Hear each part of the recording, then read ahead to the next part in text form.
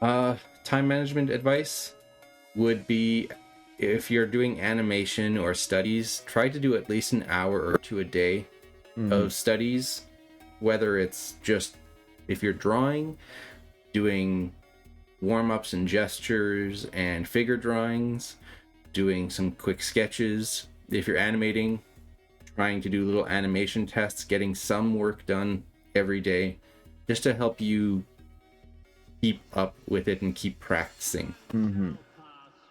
Yeah, it's just doing a little bit every day can make a huge difference. And it's one of those things like you can apply to other aspects of your life. So for example, exercise. Is it better to do one big workout once a week or lots of little workouts throughout the week? And physically, the best thing to do is lots of little workouts. You want to do enough that, like, if it's very little, like one weight, whew, that's it, I'm done for the day. And I'll just do a lot of those. Like, maybe I'll exercise 5 times a day, one weight, done. That's not enough because your body isn't getting to the point that it is tiring out, that the muscles are actually starting to work properly. So you have to have a long enough time that you're actually learning something, that you're getting to that point of pushing yourself. But if you go too much, you reach a point where you are just going to Burnout. burn out or stop paying attention. If you go, okay, I'm going to wait until the weekend and I'm going to do 12 hours, 16 hours. I'm just going to sit down and do that.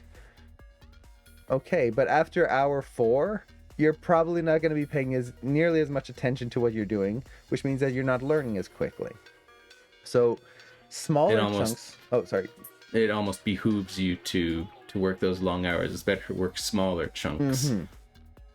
So time management, do a little bit each day if you can.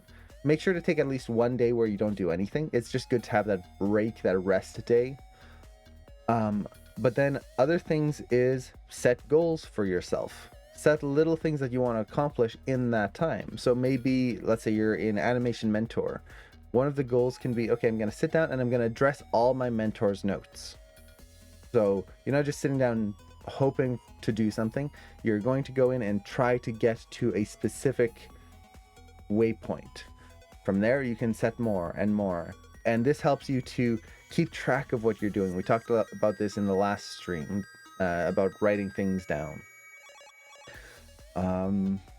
What else? What would be another good time management thing? In terms Another one would be using the Pomodoro timer. Mm-hmm. The Pomodoro timer is the tomato timer. You can just do a search for tomato timer or Pomodoro. And that one is a great method because you work for 25 minutes just straight. There's a timer that goes, and then you get a 5-minute break. And then you work another 25 minutes, get a 5-minute break. And it's a great way to just stay focused so you're not drifting off doing other things while you're supposed to be studying. It's a good way to help you focus. It's also very good if you have to do lots of tedious work. Whenever I have to do spreadsheet work, which is the fun side aspect of animation, is especially like when you start managing teams and stuff, is there's a lot of spreadsheet work and you have to try and figure out schedules and all of this stuff. When you're doing that, it can be very long, especially if it's going to be an all-day thing. When I use the Pomodoro technique, it's like just a short enough amount of time that you don't get like really bored before you get up, take a walk, and then you come back, and it just makes the whole day kind of go much more quickly, and it feels more fun to me. And what is spreadsheet? What is a spreadsheet work? Like doing Excel type work. Yeah, figuring out budgets and figuring out schedules, time management. Yeah, all of that stuff. Making sure everyone's on their project in the right way. Sorting survey data. Yeah, that kind of stuff. Wee.